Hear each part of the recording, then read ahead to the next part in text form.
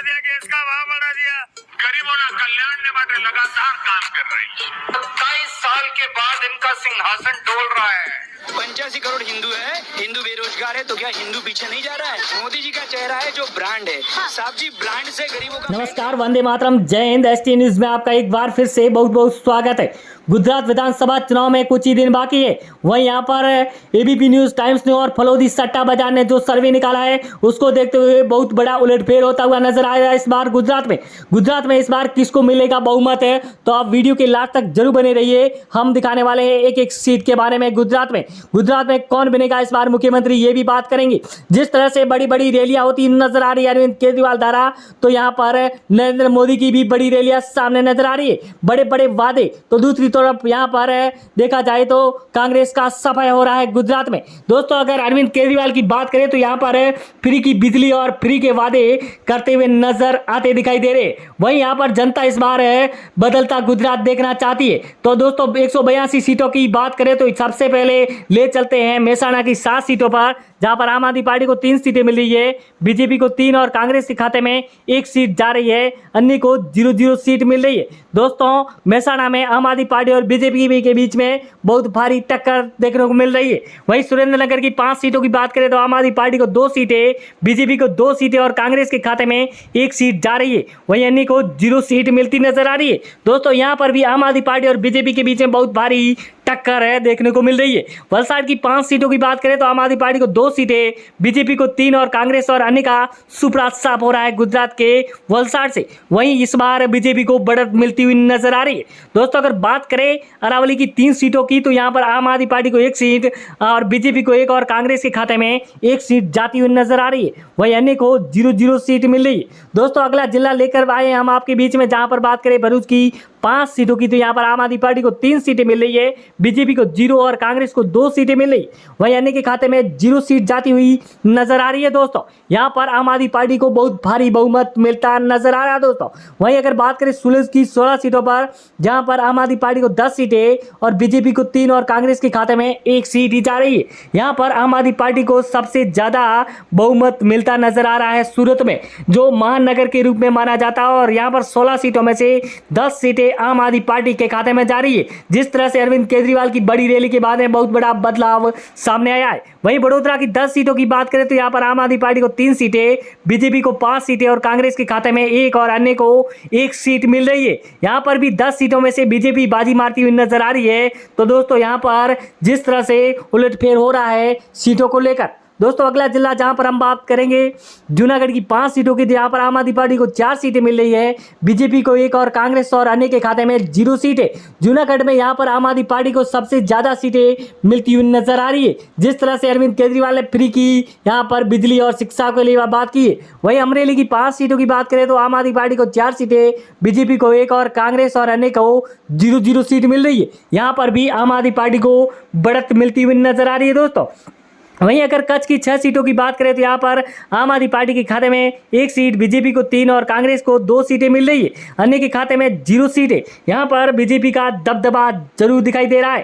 दोस्तों, अगला जिले की बात करें दाऊद की 6 सीटों पर, जहाँ पर आम आदमी पार्टी को 2 सीटें मिल रही है और बीजेपी को 0 और कांग्रेस के खाते में 4 सीटें जा रही है, अन्य को 0 सीटें। यहाँ पर कांग्रेस को सबसे ज्यादा सीटें मिल रही है दाऊद में। बात करेंगे अगला जिला जहां पर खेड़ा की 6 सीटों की, तो यहाँ पर आम आदमी पार्टी को 2 सीटें, बीजेपी को 3 और कांग्रेस के खाते में 1 सीट जा रही है।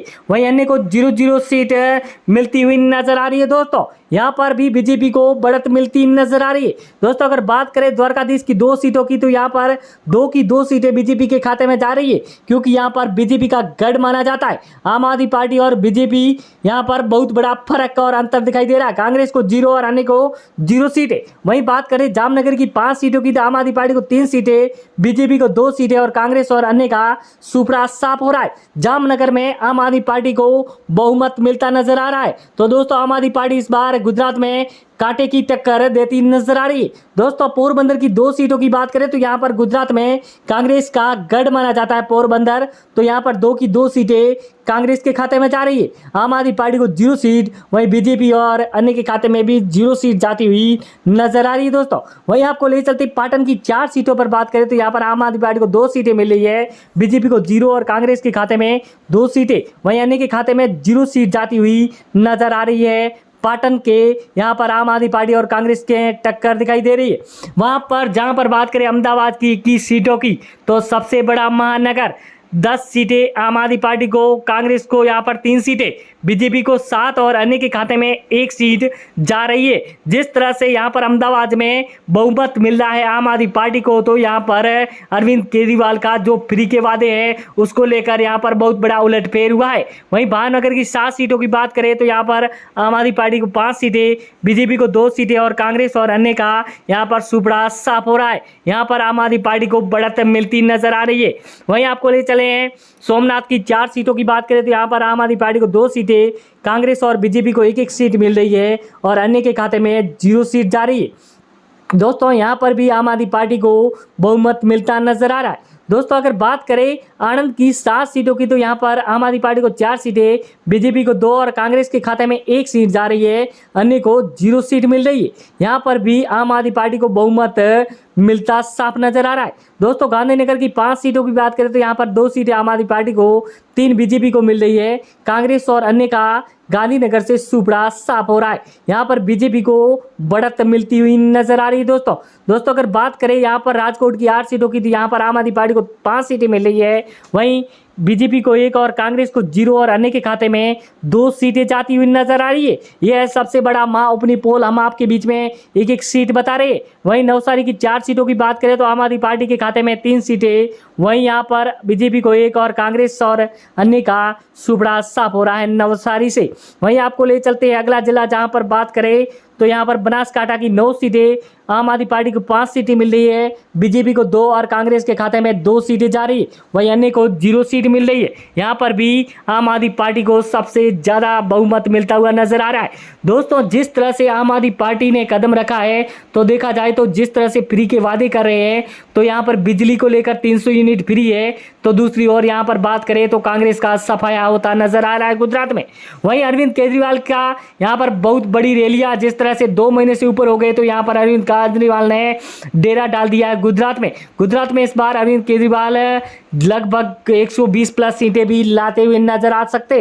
दोस्तों अगर बीजेपी और आम आदमी पार्टी के बीच में बात करें तो यहाँ पर आम आदमी पार्टी को बहुमत मिलता नजर आ रहा है। वहीं इस बार नरेंद्र मोदी की बड़ी बड़ी रैलियों के बाद भी अरविंद केजरीवाल का जिस तरह से जनता में क्रेज बढ़ता नजर आ रहा है, तो यहाँ पर मोदी और अमित शाह की चिंताएं बढ़ती नजर आ रही है। दोस्तों हम आपको हर सीट के बारे में गुजरात के बताएंगे। आप वीडियो पर नए हैं तो हमारे चैनल को सब्सक्राइब जरूर करें और वीडियो पर बने रहे। दोस्तों जिस तरह से यहाँ पर आम आदमी पार्टी और बीजेपी के बीच में टक्कर है तो जरूर